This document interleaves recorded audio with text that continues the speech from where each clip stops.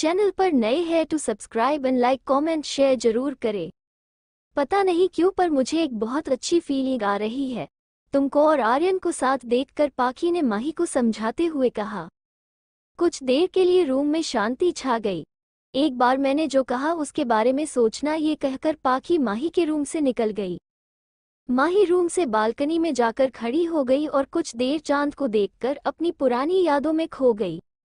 मैं कोशिश करूंगी खुद को और उसको एक मौका देने की, माही ने खुद से ही कहा। थोड़ी देर बाद वह सोने के लिए चली गई।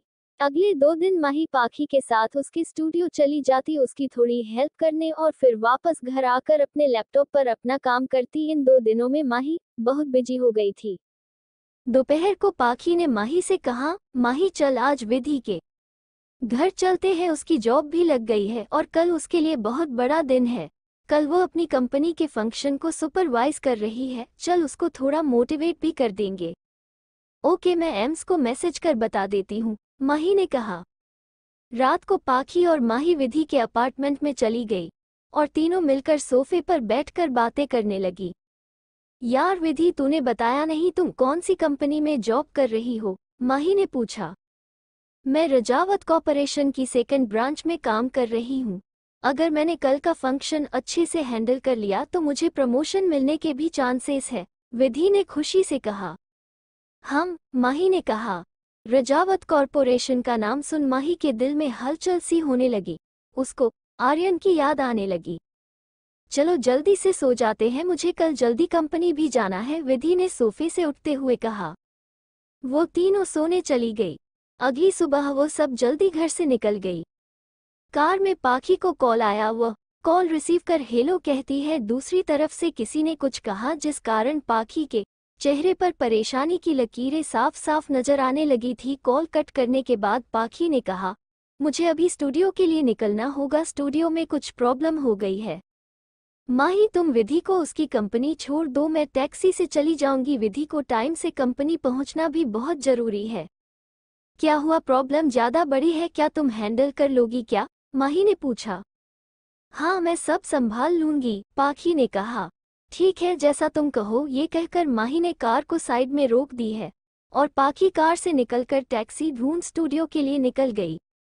15 मिनट बाद माही ने होटल पैराडाइज के सामने कार रोकी। ओके चल माही, मैं जाती हूँ, मुझे हॉल नंबर 4 में जाना है, वैसे भी मैं 5 मिनट लेट हो गई हूँ, बाद में बाय कहकर विधि जल्दी से कार से निकल गई। माही भी पाखी के स्टूडियो की तरफ जाने के लिए निकल गई। आधे रास्ते में ट्रैफिक सिग्नल पर जब माही ने कार रोकी तो उसे बैक सीट पर एक फाइल दिखी। जब माही ने वो फाइल पढ़ी तो उसने खुद से ही कहा, यह शायद विधि की फाइल है जो उसे आज इस फंक्शन में चाहिए। ये फंक्शन उसके लिए बहुत ही इम्पोर्टेंट है, मुझे कैसे भी करके टाइम पर उसे ये फाइल पहुंचानी होगी। माही ने वापस कार फंक्शन के वेन्यू की तरफ मोड़ दी। उधर फंक्शन वेन्यू पर विधि जल्दी से हॉल नंबर 4 के अंदर आ गई। फंक्शन स्टार्ट होने में सिर्फ 1 घंटा ही बचा था। वो जल्दी जल्दी सारी तैयारी को चेक करने लगी। इसी दौरान उसके पास एक वर्कर आई और बोली, मैं एक प्रॉब्लम हो गई है, फंक्शन में जिस एक्ट्रेस को साइन किया था उसका एक्सीडेंट हो गया है, उनको अभी हॉस्पिटल एडमिट करवाया गया है। अभी फंक्शन स्टार्ट होने में सिर्फ एक आधा घंटा ही रह गया है और इतनी जल्दी किसी अच्छी एक्ट्रेस को हमारी सारी रिक्वायरमेंट के साथ बुलाना बहुत मुश्किल है। व्हाट, एक्ट्रेस को ज्यादा चोट तो नहीं आई, विधि ने पूछा। नो मैम, उनको डॉक्टर ने 1 हफ्ते के लिए बेड रेस्ट के लिए बोला है, वर्कर ने कहा। ओके तुम जाओ, मैं देखती हूँ, विधि ने कहा। विधि टेंशन में इधर उधर घूमने लगी, तभी उसे माही सामने से उसकी तरफ आती दिखी। माही तुम यहाँ, विधि ने पूछा। अच्छा मैडम, एक तो अपनी फाइल कार में ही भूल गई, ऊपर से मुझे से ही पूछ रही हो कि मैं यहाँ क्या कर रही हूँ। तुम्हारी वजह से मुझे आधे रास्ते से वापस आना पड़ा, माही ने मुंह बनाकर कहा। शायद मैं जल्दबाजी में भूल गई थी, विधि ने थोड़ा परेशानी से कहा। कोई बात नहीं, तुम इतनी परेशान क्यों लग रही हो, सब ठीक तो है ना, माही ने विधि के कंधों पर हाथ रखते हुए पूछा।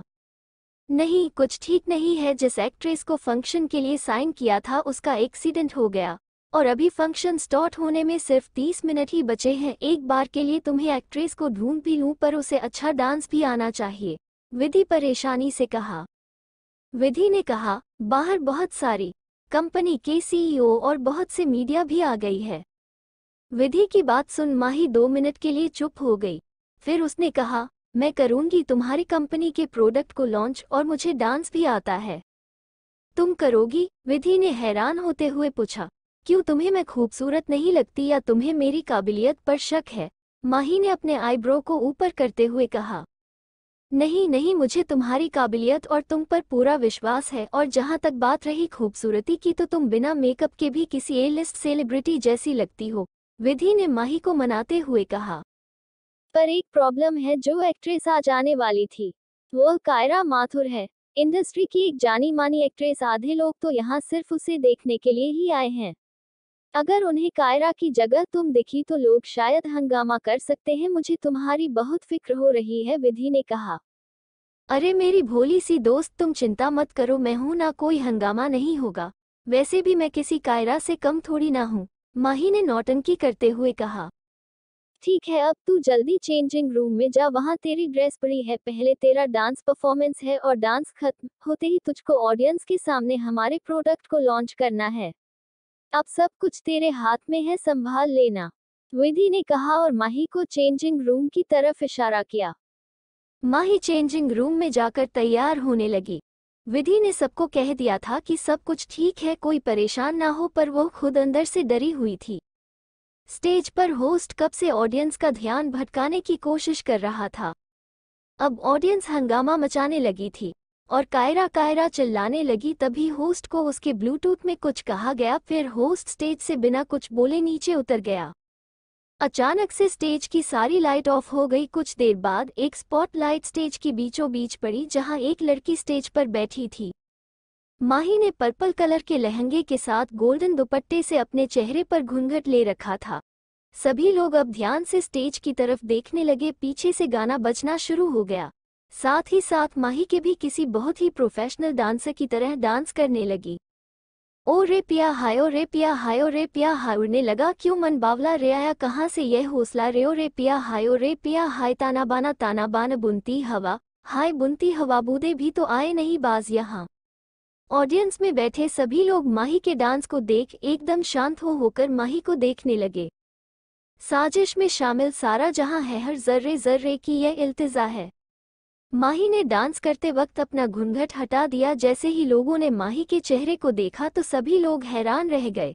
माही ने आज जरा सा मेकअप कर रखा था। उसके गाने गाते वक्त लगातार हिलते गुलाबी होंठ, काजल से सनी हुई आंखों को देख ऐसा लग रहा था जैसे स्वर्ग में कोई अप्सरा नाच रही हो।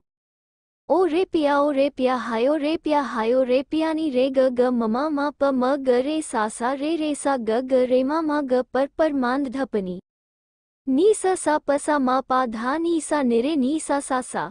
नजरे बोले दुनिया बोले दिल की जबान, हाय दिल की जुबां, इश्क मांगे इश्क, चाहे कोई तूफान चलना आहिस्ते, इश्क नया है पहला यह वादा हमने किया है। ओ रे पिया हाय, ओ रे पिया हाय, ओ रे पिया पिया और हेल्प ए पिया।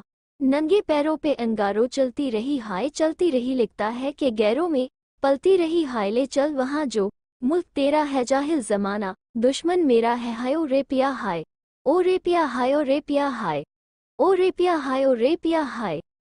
डांस खत्म होने के बाद माही ने स्टेज के नीचे बैठे लोगों की तरफ देखा। सभी लोग बस एक तक माही को ही देख रहे थे। ये देख माही ने घबराते हुए ही अपने मन में कहा, हे महादेव, क्या मैंने इतना बुरा डांस किया कि यह सभी लोग सदमे में ही चले गए। प्लीज आप मुझे इन सब के टमाटर फेंकने से बचा लेना।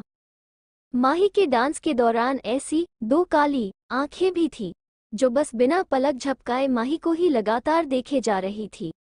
ये देख माही ने घबराते हुए अपने मन में ही कहा, हे महादेव, क्या मैंने इतना बुरा डांस किया कि यह सभी लोग सदमे में ही चले गए। प्लीज आप मुझे इन सब के टमाटर फेंकने से बचा लेना। माही के डांस के दौरान ऐसी दो काली आंखें भी थी जो बस बिना पलक झपकाए माही को ही लगातार देखे जा रही थी। यह कोई और नहीं, हमारे हीरो आर्यन है, जो अपनी मीटिंग के लिए यहाँ पर आए थे और देव के बहुत ज्यादा फोर्स करने पर वो फंक्शन वाले हॉल के ऊपर वाले हिस्से में अपनी मीटिंग करने के लिए मान गए। हॉल के ऊपर का हिस्सा पूरा खाली था। वहां पर सिर्फ आर्यन, देव, ऋषभ और मिस्टर शुक्ला और उनकी कंपनी के 2 लोग थे जिनके साथ आर्यन की मीटिंग थी। जैसे ही माही स्टेज पर आई, आर्यन की नजरें अपने आप ही स्टेज की तरफ चली गई। उसने मीटिंग को 5 मिनट रोकने को कहा और माही को देखने लगा। जैसे ही माही ने अपना घूंघट हटाया, आर्यन के चेहरे पर एक स्माइल आ गई, जिसे देख उसके पास बैठे लोग सदमे में ही चले गए। उन्हें लगा जैसे उनसे कोई गलती हो गई है। डर के मारे उन्होंने कुछ कहने की हिम्मत नहीं की। देव ने जब आर्यन को किसी लड़की को घूरते हुए देखा तो वह हैरान रह गया। उसने अपने मन में कहा, ये भाई कहीं भाभी को धोखा तो नहीं दे रहे हैं? नहीं नहीं, मैं ऐसा नहीं होने दूंगा। लेकिन ऋषभ आर्यन को देख समझ गया था कि स्टेज पर जो लड़की है वो कोई और नहीं, माही ही है।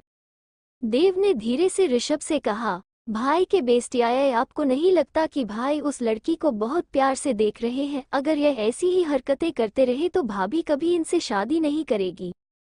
देव की बात सुन ऋषभ का मन कर रहा था कि वो देव का सर फोड़ दे या खुद का फोड़ ले। उसने देव से कहा, आर्यन किसी और को नहीं बल्कि हमारी भाभी को ही देख रहा है, समझे पागल इंसान। क्या यह मेरी भाभी है? देव ने हैरानी से पूछा। हाँ, ऋषभ ने कहा। वाह, मुझे उम्मीद नहीं थी कि भाई मेरे लिए इतनी प्यारी और खूबसूरत भाभी को लेकर आएंगे। फाइनली मैंने भाभी को देख ही लिया, देव ने खुशी के साथ कहा। लेकिन आर्यन तो सिर्फ माही को ही देखने में बिजी था, उसे अपने आसपास से कोई मतलब नहीं था। दूसरी तरफ स्टेज पर डांस खत्म होने के 2 मिनट बाद बहुत तेजी से तालियां बजने लगी। लोग हूटिंग भी करने लगे। ये देख माही के फेस पर प्यारी सी स्माइल आ गई। उसने अपनी प्यारी आवाज में माइक से कहा, हेलो एवरीवन। माही की इतनी मीठी आवाज सुन सभी लोग एक्साइटमेंट में वापस चिल्लाने लगे। सिक्योरिटी गार्ड अब भीड़ को कंट्रोल नहीं कर पा रहे थे। तभी माही ने धीरे से कहा, श श श शांत, कोई भागा दौड़ी नहीं करेगा। पता नहीं माही की आवाज में क्या जादू था कि सभी लोग एकदम शांत हो गए और अपनी जगह खड़े हो गए। ये देख सिक्योरिटी गार्ड और ऑर्गेनाइजर भी हैरान रह गए। वही विधि खुशी के मारे उछल रही थी। माही, तुमने यहाँ भी अपना जादू चला ही दिया, तुम सबसे अलग हो। विधि ने खुशी से अपने मन में कहा, मेरा नाम माही कपूर है, मुझे आप सबसे मिलकर बहुत खुशी हुई। माही का इतना नोबल और मिलनसार नेचर सभी लोगों को बहुत पसंद आ रहा था। मुझे पता है आप लोग मुझे देखकर खुश नहीं हो, माही ने कहा। नहीं नहीं, हम बहुत खुश हैं आपसे मिलकर। पूरे हॉल में ऐसी ही आवाजें गूंजने लगी।